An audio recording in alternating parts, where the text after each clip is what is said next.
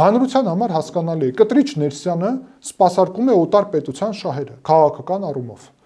Սա լուրջ մեղադրանք է բանտում։ Սա փաստ է իր գործունեության, որովհետև Կտրիչ Ներսյանն է մտե քաղաքականության մեջ, Կտրիչ Ներսիսյանն է ստեղծել կեղծ այդ ուրեմն շարժումը, ճակերտներում սրբազան շարժումը, որը կեղծիքի վրա է հիմնված, որ իբրև Տավուշը հանձնում են։ Ես կոչ եմ անում բոլորին այսօր եմ եկել Տավուշի ճանապարհով գնան եւ տեսնեն Կիրանցը, գնան եւ տեսնեն այդտեղ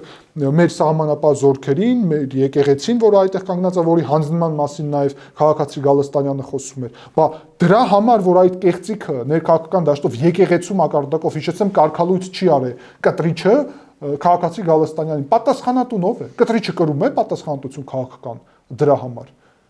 Իրավական պատասխանատվություն կրում է նաև նրա համար, որ խաբում էր հայ ժողովրդին, խոսելով նրա մասին, որ իշխանությունը պետական դավաճանություն է գործում, հանձնելով Տավուշը, իսկ դա պետական դավաճանություն է։ Եթե ոչ, ապա ինչ է տեղի ունեցել։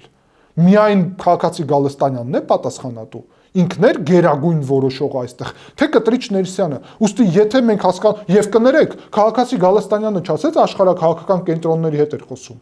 Հիմա դուք ո՞նց եք պատկերացնում, քաղաքացի Գալստանյանը այսպիսի բան է ձևավորում, խոսում է աշխարհակաղակական կենտրոնների հետ, որոնք ասում են, որ Հայաստան չի լինի, եթե դուք իշխանությունը չփոխեք,